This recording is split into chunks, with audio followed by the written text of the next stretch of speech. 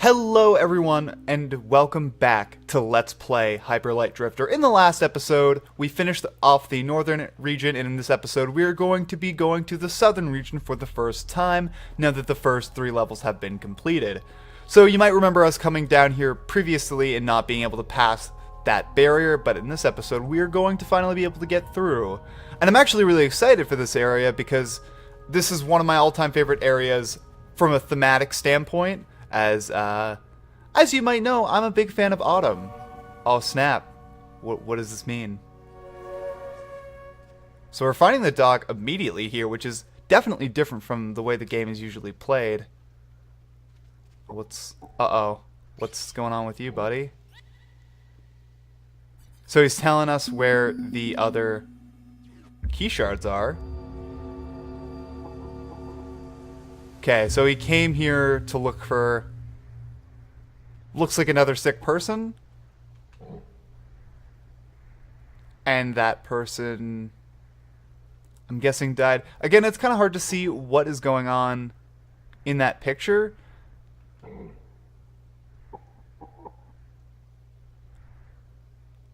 Okay, so he clearly needed to see the dog, so...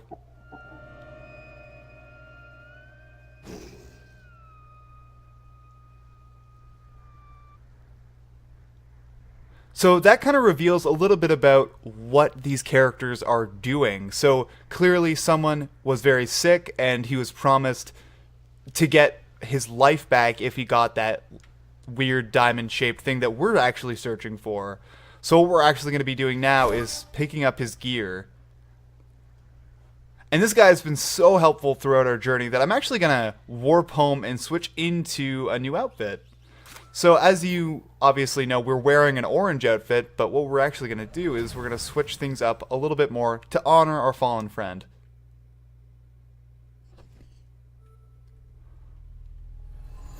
So yeah, it's very interesting. That was one of the... It's one of the big plot devices in the game, and it explains what we're doing and why we're trying to get there. Because as we know, he's actually been kind of... He's been in the same situation as us. So it's interesting to know. Oh, what is this? Oh, I can turn the lights on and off. Cool. So what I'm actually going to change is I'm going to keep this guy. I am going to keep this orange sword because I actually like it. The red sword's kind of cool, but I'm actually going to switch up my cloak. Yeah. Wicked pink cloak. Actually, it looks to me like it has like fur on it, which is cool. Alright, so now we're going to try to warp back down. Actually, we can't because we haven't found that teleporter yet. So we'll make our way back down there.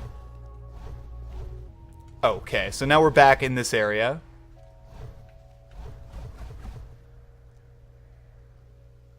So sadly, his little robot friend, actually, now that I went up and looked, is sticking with him, which is incredibly sad. But we'll have to continue here. Alrighty, so we're moving into the final area. Ah, what's this? The NPC is already there. So we're going to be hunting for these guys. Interesting. And what might be even more interesting is that there's not just one boss here. There's actually multiple, which makes this area a lot different. But yeah, this is really cool as it's like an autumn desert, which is really awesome.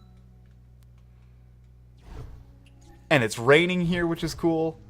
Oh, there's a robot, which might be not too dissimilar from our robots. Is there anything over here? Nope. Ouch. Alright, so it's telling us to go that way, so we're actually going to go that way and see what's over there. Oh, I'm seeing some crashed ships, which is kind of... This place reveals more about the story than I think any of the other locations, or at least the most relevant pieces of information in the story. So there was a place to go down there, but I guess we'll just have to go down this little shaft here and hopefully be able to find what we're needing to find. But yeah, you can see crashed ships, which to me either says that a civilization has fallen that was really like industrialized and modern, or maybe there was an alien invasion of some sort. or maybe a little bit, maybe a little mix of both. Oh, you need to get out of the way, man. Oh, so these blob guys that we've been seeing before are clearly genetically engineered guys. Just 1 second. All right, so those guys are clearly genetically engineered. And this location kind of shows a little bit more off about some of the more interesting mobs, like their backstories. We just destroyed that robot, and we're gonna grab this. So these little green guys that we've been seeing everywhere, I've been not mentioning why they've been everywhere for a little while. I actually feel like these guys were either genetically created to serve maybe our race or some other alien species, but I'm currently feeling that that we belong to a race of aliens who came down to this world and started taking over everything, and something went horribly wrong. Whether the races of this world revolted and decided to either to destroy all of our like big world conquering giants, who knows? But yeah, and whether or not I'm siding with these guys, I highly doubt, because we're destroying all of the stuff within. Oh, get out of the way, get out of the way.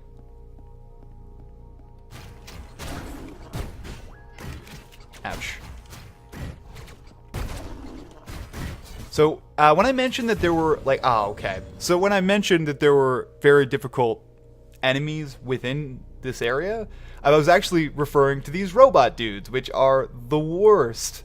Mostly because they will shoot you if you're at a distance, but if you get up close, they'll actually, they'll hit you with their swords, so there's no just, like, one simple fix to killing them. You have to be kind of on your toes the entire time. But yeah, no, I've been taking a lot of stupid damage and making a lot of stupid deaths. Oh, he's dead. So we'll make sure that we will actually get a little bit farther in this particular playthrough. So I'm going to kill those guys. Again, they do a lot more damage close up, I believe. And I'm actually going to heal up now. Got to get my head back into the game. It's been a little while since I've recorded anything. Oh my... See? They get too close and they do too much damage. What is over here?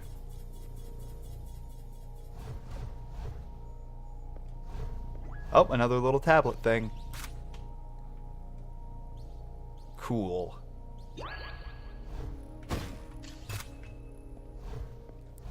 Alrighty. What is happening up here? So now we're going to be picking up as much medkits as possible, because we actually are going to have a boss fight a little bit sooner than you'd probably imagine. Alright, so to get over there and progress, we're going to need one of those shards. As currently we don't have one, we're going to have to search. Ouch. I'm guessing, though, it'll be on this side. That's where we're going to be able to find one.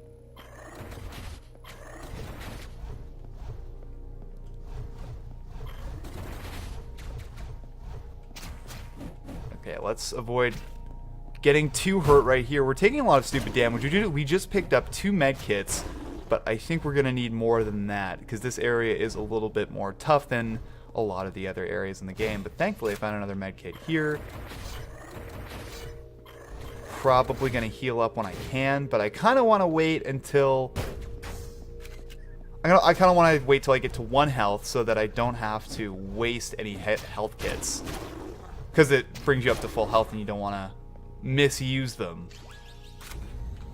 Okay, let's go down.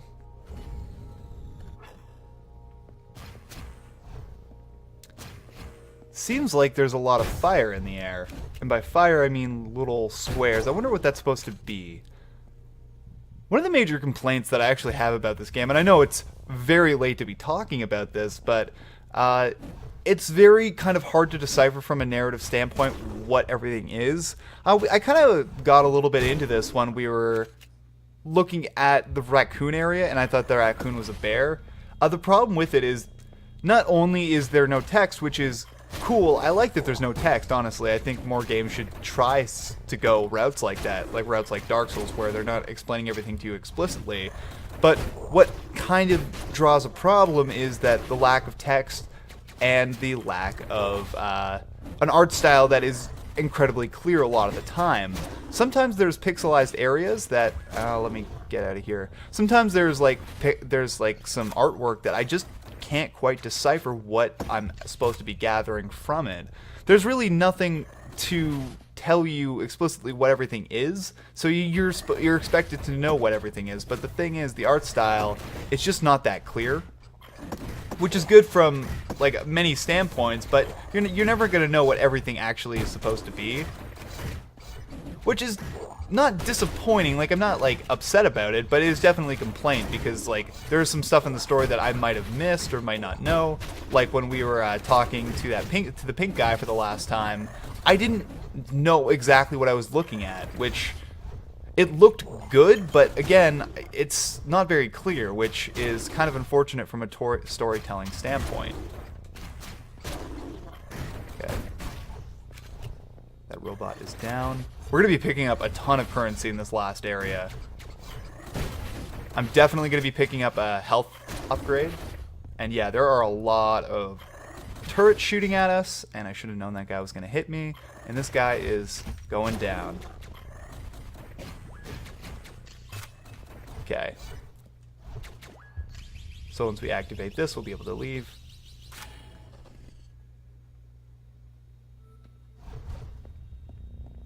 There are even leaves down here.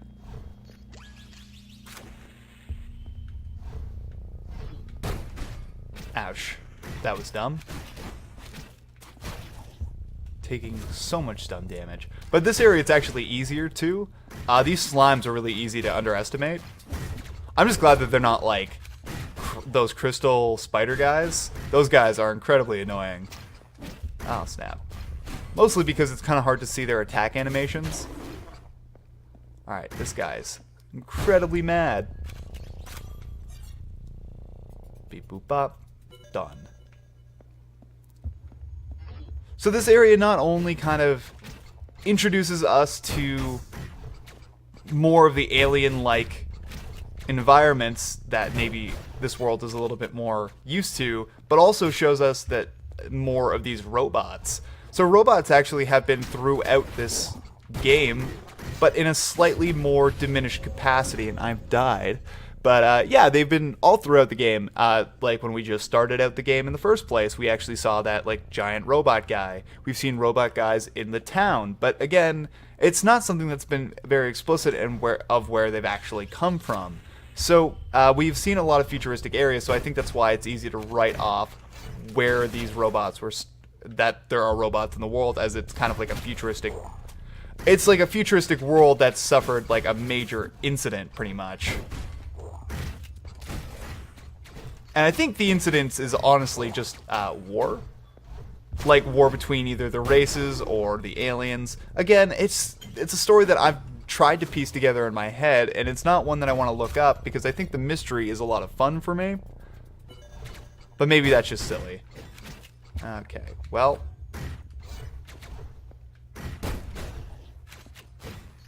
was hoping that there would be a medkit over there as well, but there is not. Okay, let's go down here. This is the place I died last. I gotta stay away from these guys because they're a little bit more dangerous up close than they are from far away. I actually hate this area. There's nothing I can do to get past it without getting hit. Alright, let's keep going. Alright, we're gonna be going down.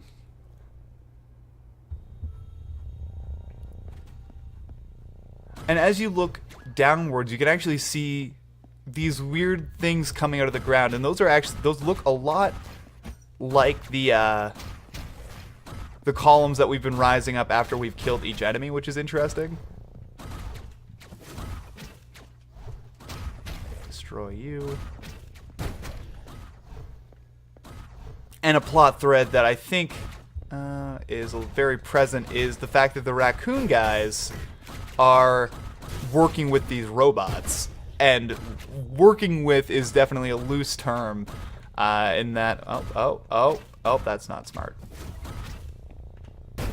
Working with is a very loose term, obviously. because we're seeing that they're with these guys. Alright, let's upgrade a little bit.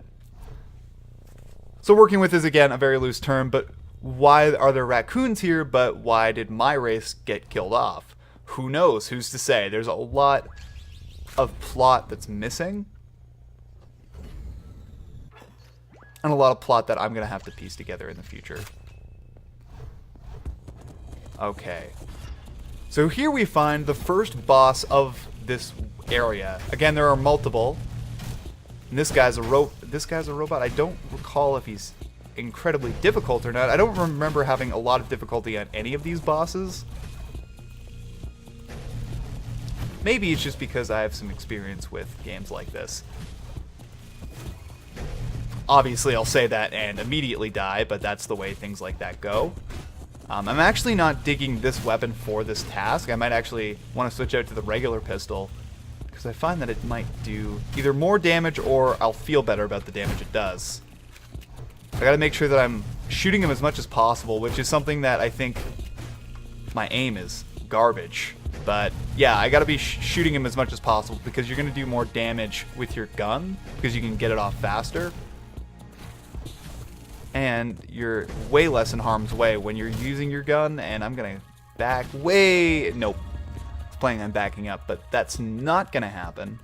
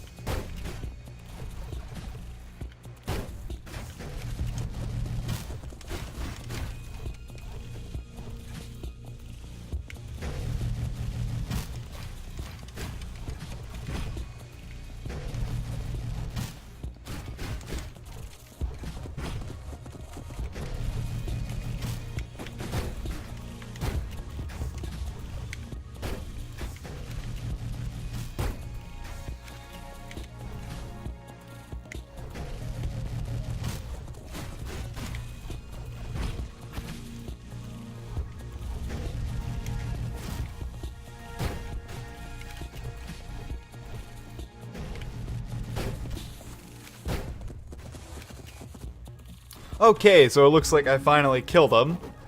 It took a little bit longer than I actually expected it to, but while I was fighting him, actually, I thought of something that might be interesting and that I might bring up. No, I'll bring it up now. So the design of this guy I thought was kind of interesting in that he kind of mirrors the frogs from the water world. So that was the first world that we actually went to. And I think there might be a reason behind that. I'm not trying to allude to something that I'm not, like, that I know that's going to be kind of ever present, but I just wanted to talk about that because I think it might be very interesting. So we're going to pick up that key shard so we can actually progress. But yeah, so as we're kind of exploring throughout here, and as we're in the back half of the game, we're actually getting to see a lot more elements of the story, and we'll be able to piece some stuff together. So here is an eyeball, 2 eyeballs, and it's very foreboding. So it looks like they're trying to grow something, and you were paying attention to the opening intro, so maybe they're trying to grow more giants, which would be very plausible.